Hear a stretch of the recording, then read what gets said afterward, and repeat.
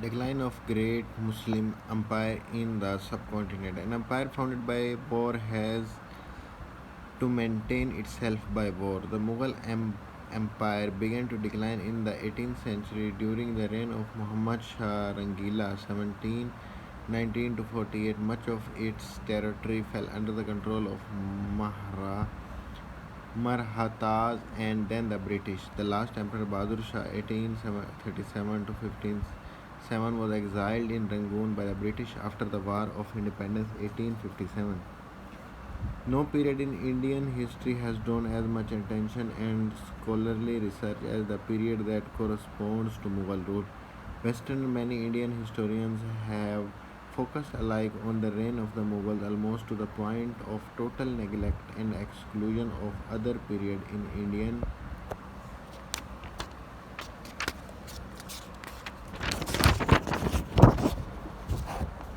Indian history. The Great Mughal Empire was the most powerful Islamic empire in the history of India, and it lived for centuries in the Western imagination as a wonder of unimaginable treasures, symbolized most clearly by the breathtaking beauty of Taj Mahal, ranging from the founding of the empire in the 1526 through its absorption into the British Empire in 1857. The empire of the Great Mughal explores all aspects of the culture of this mighty civilization. However, the ruling so long by the beginning of the 18th century, symptom of degeneration had appeared in the Mughal system. The Marathas had shaken the empire to its foundation by inflicting defeats on Mughal armies in the Deccan and the west. In northern India, at the Jat landlord and the peasant repeatedly challenged the imperial authority, while in the Punjab region in the northwest, rebellious groups embracing Sikhism emerged as a significant hostile force. Aurangzeb's policies were against the tradition of Mughal rulership. The Mughal Empire reached its zenith in the time of Aurangzeb but collapsed with dramatic sequences within a few decades after his death. Although some historians have attempted to lay the blame of this collapse entirely on Aurangzeb's zealotry, yet there were many causes that led to the decline and ultimately collapse of the Muslim empire in the subcontinent. Some of the main causes are as follows. Immensity of the empire. The Mughal Empire has been growing in size from the time to Akbar with the conquest of the south to Aurangzeb. It conquered almost whole of India from Kashmir to River Kaveri and from Kabul to Chittagong.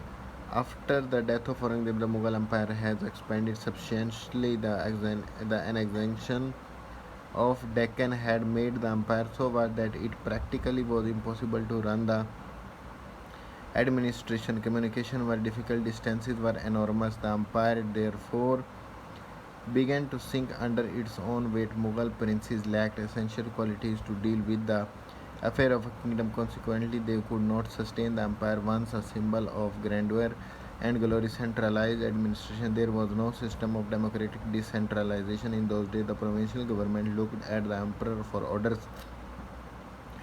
The emperor was the foundation of all honor, source of all administrative power, and a dispenser of supreme justice. The emperor was an autocrat and had unlimited freedom in making laws. Although he had a council of ministers, he was not bound to consult them, and his word was law. The only restriction was that he had to follow the guidelines set forth in the scriptures and Islamic traditions. The great Mughal king can best be described as benevolent despots who ruled fairly and justly. Most of them did involve their ministries in decision making. They also attempted to improve the lives of their subjects, although there was no socialistic work in their time. Inept successor of Aurangzeb. The first six Mughal emperors from Babur to Aurangzeb are described as the Great Mughal. The emperor after Aurangzeb are called the later Mughal. These later Mughal were weak and worthless. They could not save the empire from rapid decline, especially after the death of Aurangzeb. His incapable and weak successor lacked the capability of holding his vast empire. They were brought up in a worldly comfort and could not stand hardships. The ruler like Muhammad Shah Rangila loved singing and dancing more than a fear of the empire. Jahandar Shah ruled at the advice of a dancing girl named Lal Kumari. So the degeneration of the rulers led to the degeneration of the nobility with factious quarrels and intrigues costing the empire heavily. A contemporary historian Kafi Khan wrote in the brief region of Jahandar violence had full sway. It was a fine time for minstrels and singers and all the tribe of dancers and actors. Weak central government. A strong central government was the prerequisite for a strong sultanate. When the central government became weak, rebellions and upheaval plagued the country. Under the later Mughal, the provinces like Oudh and Bengal were under powerful rulers who paid nominal respect to Delhi. These provinces had virtually become independent when the ruler lost their control on the central government. Marathas of Deccan, Sikhs of Punjab, and Jats of Agra and Delhi also exploited the situation. They set up several independent states in their respective areas. The emperor helplessly saw the reduction of their territory to a very small around Delhi. No rules for succession. Mughal had no set rules for succession. Whenever a ruler died, there appeared many princes to claim for the right to succession. There was a war among them.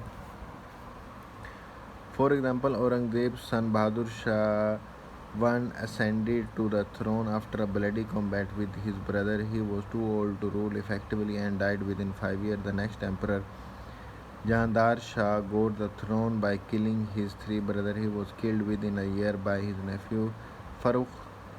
Farooq the victorious prince, would slay his opponents and ascend to the throne. The nobles and army was therefore divided into many groups. This gave a coup de grace to the prestige and power of the government. Many experienced generals were slain. The succession war took place among the sons of the Shah Jahan, inflicted a great damage to the goodwill of the Mughal dynasty.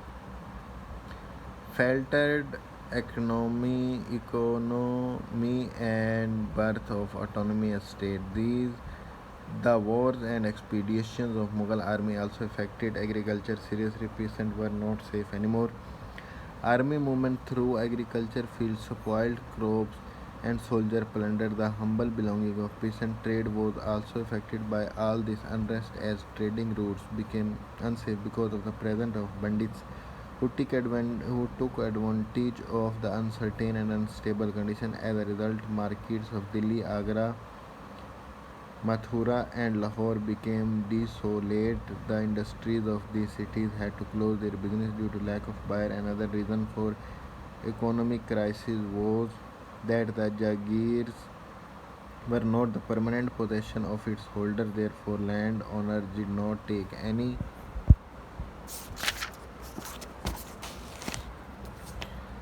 interest in increasing agriculture output and development of their land. They were only interested in exploiting the peasant by collecting as much as money they could within their tenure. As a result, many peasants abandoned the land they worked on and left for other places. Some historians point out that in the 18th century, a powerful class of traders and bankers emerged. They not only gave loan on high interest to local rulers but also collected revenue on their belief. They had a close relation with East India Company and also worked with them. The hired weaver, other artisans to prepare clothes and many useful things which the company would ship to foreign country. Lack of resources and chicanery of nobility start power struggle. The empire also faced grave financial troubles. There was neither enough money nor jagirs to assign to various officers. This led to rivalry among the nobles for possessing the existing jagirs. They tried to extort the maximum income from their jagirs at the cost of peasantry. Attempts were made to transfer existing offices and jagirs into hereditary one due to weakness of the Mughal ruler. The provinces of Bengal, Gujarat, Deccan, and Oudh became autonomous and independent. As a result, the financial resources of the government became scarce, and the government exchequer became empty. The rebellions of Satnamianas, Jats, and Sikhs were indicative of this. Lagging behind education, Hindus occupied high positions in government offices and left Muslims behind in every walk of life. Another perilous drawback of Mughal rule was that Mughal rulers failed miserably to devote even a fraction of their treasuries on anything resembling modern education. Epicurean lifestyle. The opulence and prolongation of Mughal rule was made the Mughal princes fond of voluptuous life. At the royal court, the jesters and musicians were preferred over the brave and courageous soldier. When the nobles saw that the flatterers enjoyed more respect and were honored more than anybody else, they were tempted to the same course. Some of them became too selfish and some dreamt independence. Many of them spent time in plots, machinations, and intrigues. The emperor were too important to control them. Instead, they became puppets in hands of powerful and ambitious nobles like Sayyid brothers. Akbar undue liberal policy. Akbar made a number of conquests and set up an effective administration in his vast empire. He, however, was so liberal that he married Hindu women and appointed Hindus on key posts. Thus, Hindus became influential and began to exercise their power in state affairs. Weak military force. Degeneration in the military force is another important cause of the decline of the Muslim in the subcontinent. The Muslim ruler could not perceive the call of the time.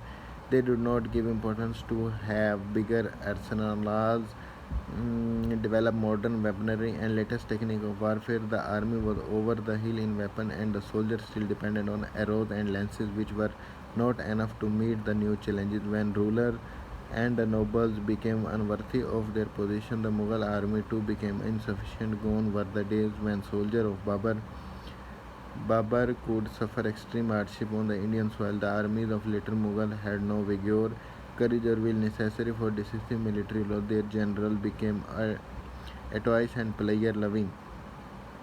Courage or will necessary for decisive military role. The armies of the later Mughal had no vigor, courage, or will necessary for decisive military role. Their general became OTIs and player loving. The military had not only become insufficient but also lacked in training, discipline, and cohesion. It consisted of contingents maintained by various nobles, the main source of army weakness. The generals had lost courage and became so ease-loving that they went in litters to the uh, battlefield and were accompanied by servants and women. During the 16th century, when the Europeans reached India, they took advantage of the weakness of the Muslim army and took captured their territories. Lack of naval power. The Muslim rule of subcontinent gave no importance to navy, whereas the European countries had developed their fleets which established their supremacy over the coastal countries.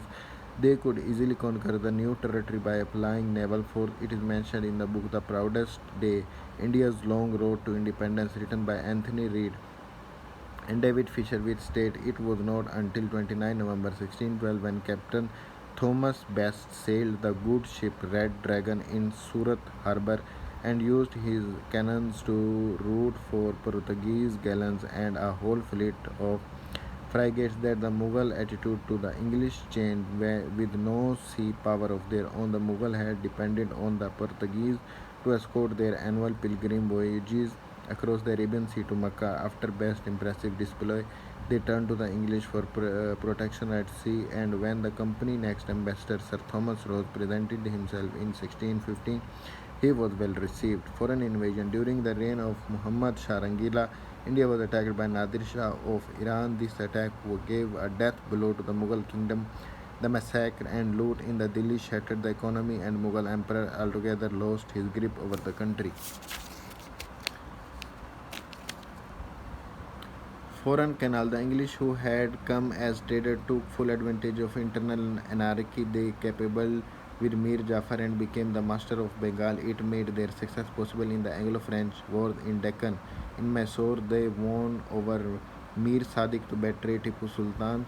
They used their military power as well as trickery to weaken the Muslim ruler and succeeded in their imperialist design. After the failure of the independence of war of 1857, they put an end to the Muslim rule and brought the whole subcontinent under their control. Internal conspiracy, the most important successor of Aurangzeb, made the royal court an area of conspiracies. The ministers and nobles possessed key posts and had monopoly on state affairs. This struggle badly upset the whole administration. Jealousy and hypocrisy ruled the country. The nobles quarreled among themselves for power. Such a state of affairs turned the country too weak to survive. Lack of nationalism. There was no spirit of political nationalism among people of Mughal Empire. This was because India or the Mughal Empire at that time lacked the element that constitutes a modern nation. The people did not think that they belonged to one nation, even though elements of cultural unity had existed in the country for centuries. Ibrahim Arli writes, the Mughal Empire lagged way behind Europe, behind even China, Japan, and Persia. There was hardly any vigor in the economy, scant spirit of enterprise among the people in agriculture, industry, and trade. Indian practices were archaic. There was no ferment of ideas.